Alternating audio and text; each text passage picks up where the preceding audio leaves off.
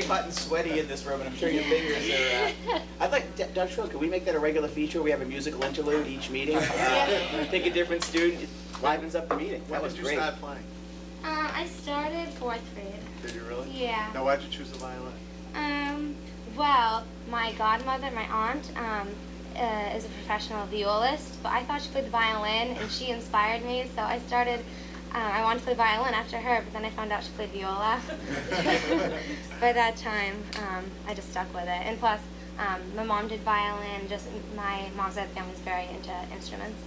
That seems, I mean, that's a difficult instrument to learn, isn't it? Yeah, but like you don't start playing songs until like your first 2 years are done. Like I spent 2 years just learning how to hold it, and then Twinkle Twinkle, and then this song is like the newest one I just learned. So Very good. still, So we have two, that was awesome. We have two music clubs. One is the string ensemble. So why don't you tell us a little bit about that and what you're proposing? okay.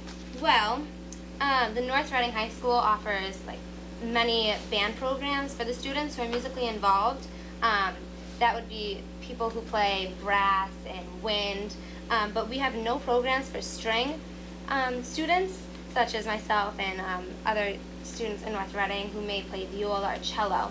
So by this program, it would offer them too the opportunity to play music at the high school as a group. They could learn how to play music better, learn how to perform, and plus it would benefit the school too because they could hear it and it might inspire more people to play.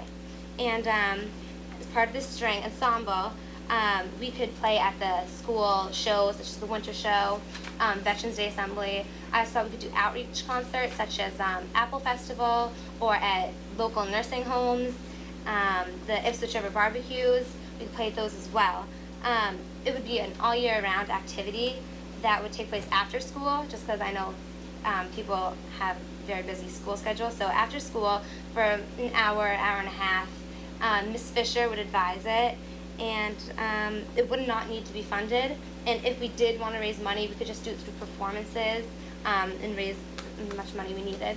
But that's pretty much the string ensemble. That's great. How many kids are interested? Did you talk to other kids who play?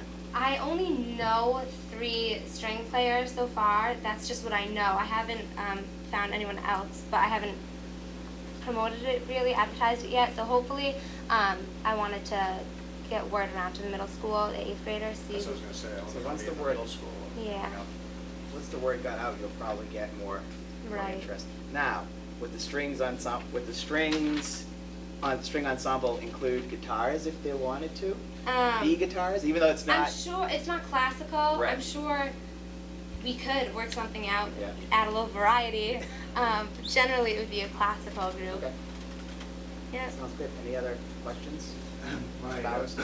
two of my granddaughters in the 2nd and 4th grade play violin, Really?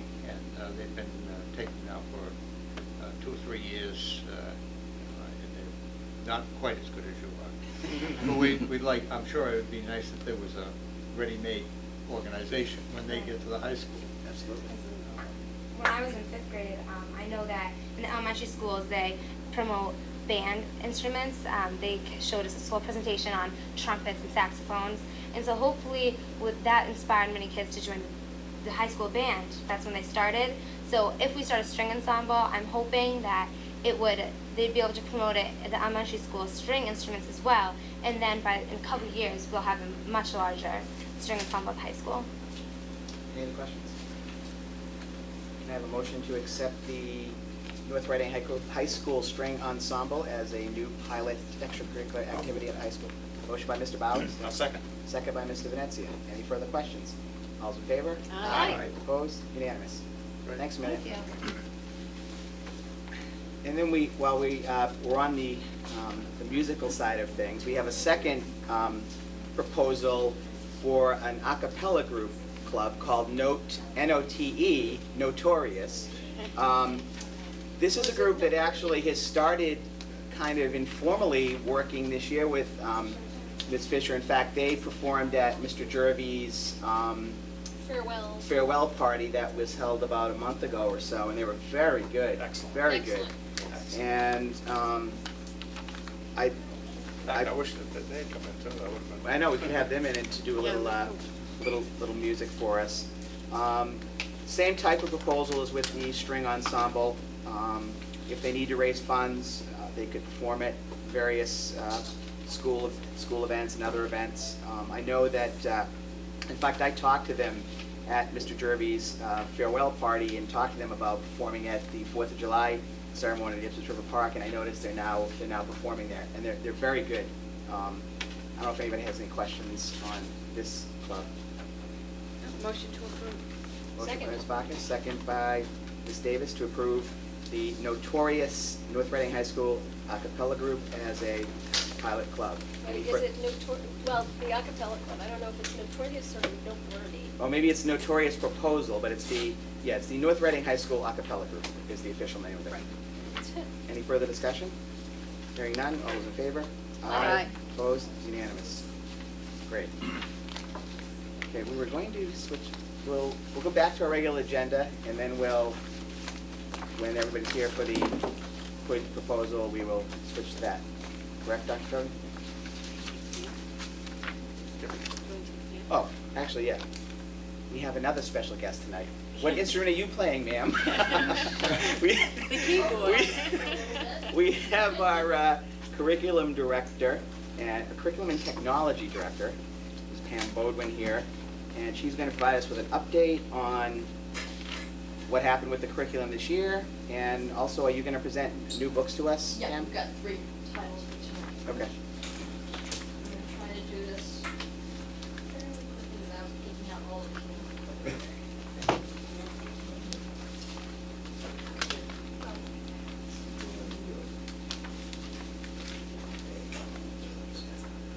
Oh, for one of my best friends.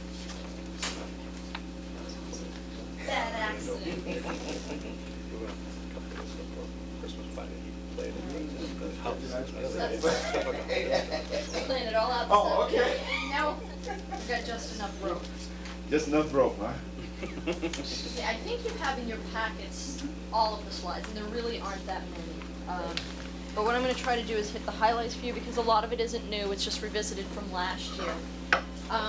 But similar to what you said at the beginning, Mel, I went into this year hoping we were able to maintain the momentum that we were able to establish over the past few years, given the cuts and given the situation we were in. And when it came to the spring and I reflected to put this together, I was really happily surprised to find out that we were actually able to make some gains and achieve some of the points on our agenda from our 5-year plan that we had intended to for this year.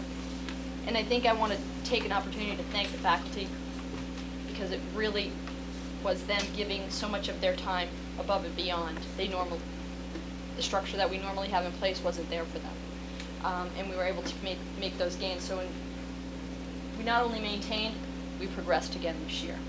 I do want to take 1 second to say that last year we implemented at the elementary level the Houghton Mifflin program. And at that point I had spoken to you and said it was probably going to be a good solid 3 years before we were grounded in that. And it seems like at this point in the year now, we have made a lot of gains with comfortability, pacing. We're right on target, and we've spent a lot of time developing common assessments throughout the elementary school around literacy to ensure that we're all working toward the same benchmark standards at the same points of the year. So that's right on track. Things are progressing nicely there. Common assessments was really a big piece of what we did in curriculum this year. Not just at the elementary, not just in literacy, elementary literacy and math. The math ones are very solid. We're in year 2. We've worked out a lot of the kinks. We're looking forward to next year. And the goal with these, like with the literacy piece, is to ensure that we're all rowing in the same direction. And we really intend on using the information to generate collaboration discussions between schools. So is this where, for example, say I look at middle school and high school science, where all the teachers who teach middle school science or high school science are kind of coming together, and not that they have to teach the exact same thing, but they're on the same road to the same goal? Right, the basically? assessment drives the instruction. So we can come together to agree that at this point in the year, in the high school schedule, we'll use the quarter system, we're going to give assessment X, and it's on these standards that everybody has to ensure that they're getting to Okay. that point. And it's not a punitive piece, it's really a piece for reflection and guidance, for teachers to get together to discuss how they're approaching the curriculum, why is my pacing slower than your pacing, why did my kids do really well on a particular topic and your kids didn't do so well, how did I teach it versus how did you teach it? So we see this really fueling, providing some real substance and data for our collaboration meetings. As you said, as you pointed out, we have them in middle school, in high school science at this point, literacy K-5, math K-5, and K assessments. We're trying to develop a tighter grip on that. We did use the piece this year, but we just met last week, and it looks like those will be retooled for next year. And they really will be works in progress. I think that's important to keep in mind. New pacing guides for Spanish 1 and French 1, because we implemented the new Avancemos program. And next year, actually it's already arrived in preparation for the fall, Avancemos 2, so Spanish 2 texts are on the agenda to begin in the fall. We're in year 2 of the grade 10 American History program, and one of the really exciting pieces, because we've been working 2 years to achieve it, is the middle school has the Jump Up and Go grant from Blue Cross Blue Shield. And it's funding from the organization to provide alternative after-school fitness programs, wellness programs, trying to get kids who don't necessarily play sports, they may, but they don't have to get into physical activities that are different. And we have a new faculty member this year who was interested in starting a club like that, and it just met the needs of the grant, so we're up and running with that. And we were testing out their new Wii system. I don't know if you've read it all about the new Wii Fit. The grant, a lot of this grant schools have used it. We've got it on board, and they're going to be testing it out tomorrow in the gym. So Dance Dance Revolution is on deck and ready to roll. I mean, I think the kids are kind of excited about it. I know the teachers are excited about it.